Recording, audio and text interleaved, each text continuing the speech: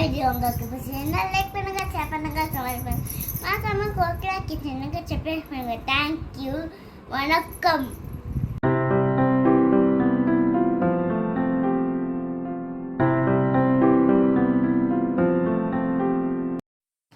Hello hi, welcome to Kokila's kitchen. இன்றைக்கி நம்ம கிச்சனில் ஒரு சூப்பரான மேங்கோ வச்ச ஒரு டெசர்ட் தான் பார்க்க போகிறோம்.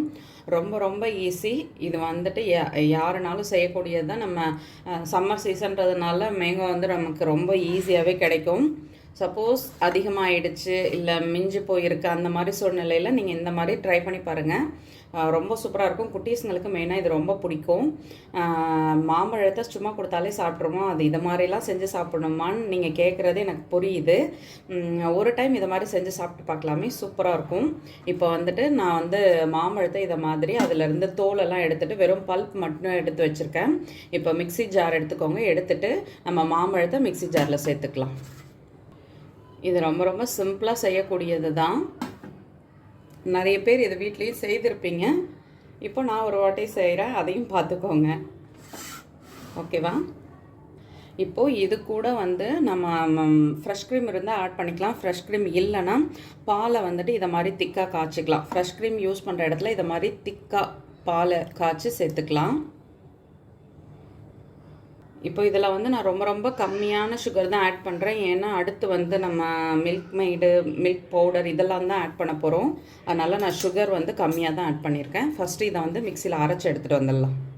இங்கே பாருங்கள், சூப்பராக அரைச்சாச்சு. இதில் இப்போ நான் வந்து மில்க் பவுடர் தான் ஆட் பண்ணிக்கிறேன். இது அந்த 10 ருபீஸ் பேக்கெட் இருக்குது இல்லையா, அந்த அளவு தான். ஏன்னா நான் ரொம்ப கம்மியான மாம்பழம் தான் எடுத்திருக்கேன், அதனால்.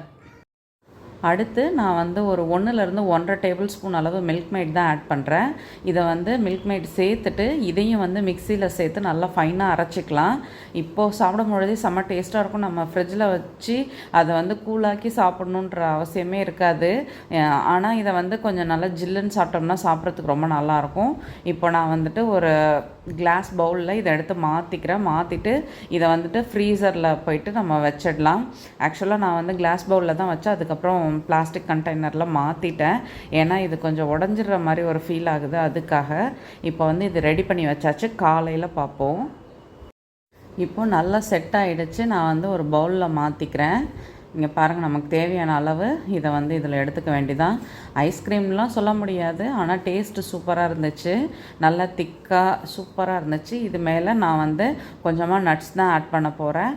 பாதாம், முந்திரி, டூட்டி ஃப்ரூட்டி இதெல்லாம் சேர்த்துட்டு இதை மிக்ஸ் பண்ணி சாப்பிடும் பொழுது சூப்பராக இருந்துச்சு. அதே மாதிரி பனானா, சப்போட்டா இந்த மாதிரி ஃப்ரூட்ஸ் எல்லாம் கட் பண்ணிவிட்டு இதோட மிக்ஸ் பண்ணி சாப்பிடும் பொழுது செம்ம டேஸ்ட்டாக இருந்தது. நீங்கள் ரெண்டில் எப்படி வேணாலும் செஞ்சு பார்க்கலாம். டேஸ்டியான நல்லா சில்லுன்னு நம்மளோட மேங்கோ டெசர்ட் ரெடி ஆகிடுச்சு. நீங்களும் வீட்டில் ட்ரை பண்ணி பாருங்கள். வீடியோ பிடிச்சா லைக் பண்ணுங்கள். தேங்க்யூ.